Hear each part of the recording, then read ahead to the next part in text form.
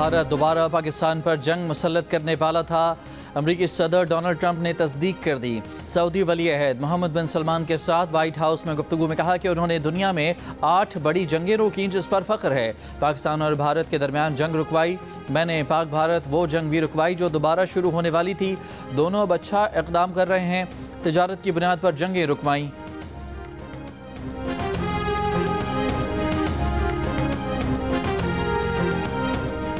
अमरीका और सऊदी अरब के दरमियान सिविल न्यूक्लियर मुआहदे पर इत्तफाक। वाइट हाउस से जारी बयान के मुताबिक अमरीकी सदर ट्रंप ने सऊदी अरब के लिए बड़े दिफाई पैकेज की मंजूरी दे दी। दिफाई पैकेज में F-35 लड़ाका तैयारों की फराहमी भी शामिल है। सऊदी अरब अमरीका से तकरीबन 300 टैंक भी खरीदेगा। मसनूई जहानत और दीगर अहम शोबों में मुफाहमत की याददाश्तों पर भी दस्तखत।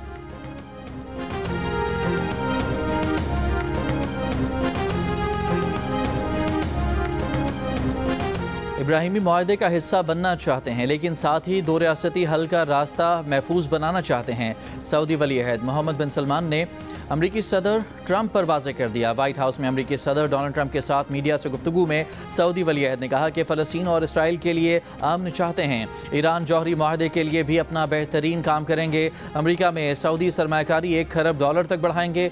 अमरीकी सदर डोनाल्ड ट्रंप ने कहा कि इब्राहिमी मुआहदे पर बहुत अच्छी बातचीत हुई है। सऊदी अरब से दिफाई मुआहदा हो गया है। सऊदी अरब F-35 लड़ाका तैयारे खरीदेगा। F-35 तैयारे इसराइल की तरह सऊदी अरब के लिए भी हैं। सऊदी अरब से सिविल न्यूक्लियर टेक्नोलॉजी पर भी मुआहदा करेंगे। सऊदी अरब बहुत अजीम शराकतदार है।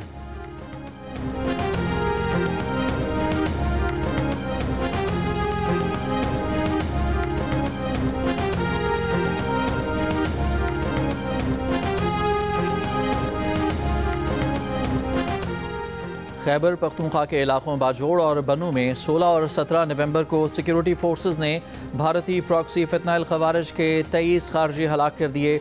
ISPR के मुताबिक बाजोड़ में कार्रवाई के नतीजे में 11 खारजी हलाक किए गए। हलाक खारजियों में उनका सरगुना सज्जाद और अबू ज़र भी शामिल था। बनू में एक और कार्रवाई में 12 खारजियों को हलाक किया गया। 18 नवंबर की सुबह फितनाइल खवारिज की शहरियों को निशाना बनाने की कोशिश नाकाम हो गई। एक खारजी IED नस्ब करते हुए हलाक हो गया। सदर आसिफ अली जरदारी, वज़ीर आज़म शहबाज शरीफ और वफाकी वज़ीर दाखिला मोहसिन नकवी का कामयाब ऑपरेशन पर सिक्योरिटी फोर्सेस को खिराज तहसीन।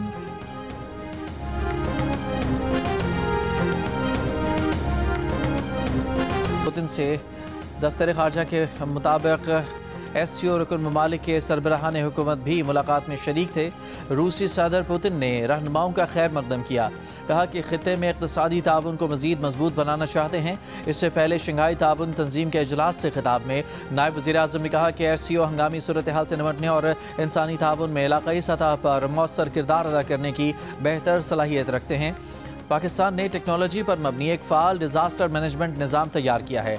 इलाक़ाई आफत से निपटने की तैयारी मज़ीद बेहतर बनाने के लिए SCO पार्टनर्स के साथ मशक़ों के इनेक़ाद के ख़्वाह हैं।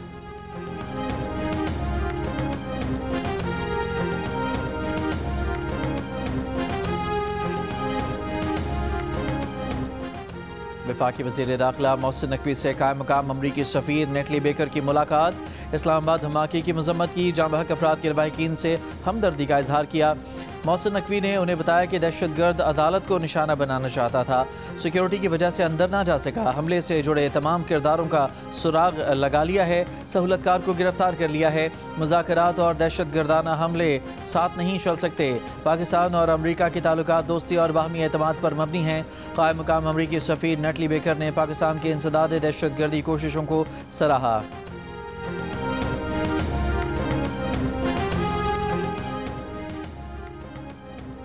पाकिस्तान में यूरोपीय यूनियन के नए सफ़ीर रायमोंडस कारोबुलेस का कहना है कि कलदम TTP से मुतालिक पाकिस्तान के तहफ़्फ़ुज़ात जायज़ हैं। अफ़गान सरज़मीन दहशतगर्दी के लिए इस्तेमाल न हो, ये मुतालबा दुरुस्त है। अफ़गान तालिबान के दोहा के वादों पर राय के लिए मालूमात दरकार हैं। तुर्की की सालिसी में पाकिस्तान और अफ़गानिस्तान के दरमियान बातचीत जारी रखी जाए। जियो न्यूज़ से गुफ्तगू में यूरोपीय यूनियन के सफ़ीर का कहना था आईनी तरमीम पाकिस्तान का दाखिली मामला है। बानी PTI की रिहाई का फैसला अदालतों का इख्तियार है।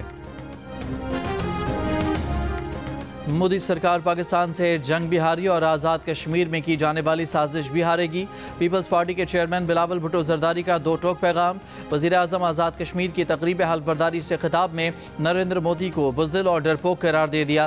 कहा, आसियान से लेकर अक़वाम मुत्तहिदा तक भारत मुँह छिपा रहा है, आलमी फोरम से भाग रहा है, क्योंकि दुनिया जानती है पाकिस्तान ने भारत के 7 जहाज़ गिराए, इसलिए भारत आज़ाद कश्मीर में बेअमनी फैलाकर कश्मीर का मौक़िफ़ कमज़ोर करना चाहता है।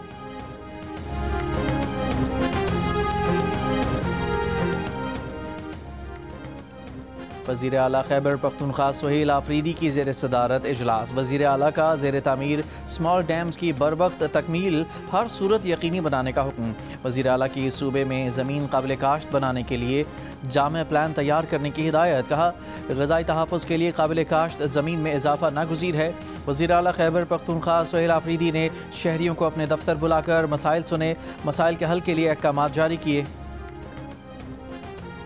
इक़्तिसादी राबता कमेटी ने दिफाई खिदमात के मंजूर शुदा मनसूबों के लिए 50 अरब रुपए की तकनीकी ज़मीनी ग्रांट मंजूर कर ली। वफाकी सिविल आर्म्ड फोर्सेस के दिफाई आलात की मरम्मत और देखभाल के लिए फ़ंड्स की मंजूरी भी दे दी गई।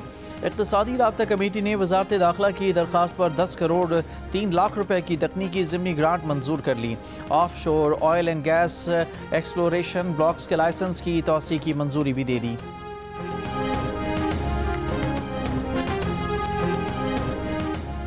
कराची के इलाके गुलिस्तान जौहर भिटाइयाबाद में गाड़ी पर फायरिंग से एक शख्स जाँ बहक, खातून जख्मी। तफ्तीश जारी। CCTV वीडियो में मोटरसाइकिल सवार मुलजमान को कार का पीछा करते और फायरिंग करते देखा जा सकता है।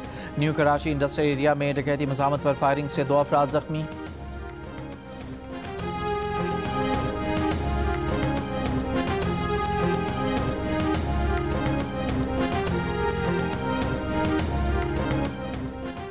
कराची के इलाके डिफेंस फेज़ 5 में नौजवान शादीशुदा लड़की का कत्ल, फंदा लगी लाश बरामद।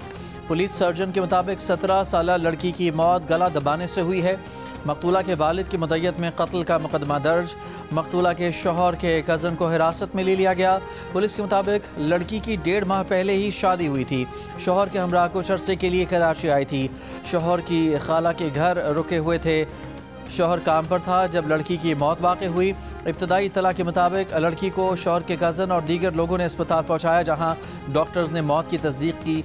लड़की के वालिद का कहना है कि उनकी बेटी खुश-व-खुर्रम थी, अक्सर फ़ोन पर बात होती थी। अचानक मौत की इत्तला मिली। पुलिस ने कीमियाई तज्ज़िया और DNA के लिए मकतूला के जिस्म के नमूने हासिल कर लिए। मज़ीद मशकूक अफराद को भी हिरासत में लिए जाने का इम्कान है।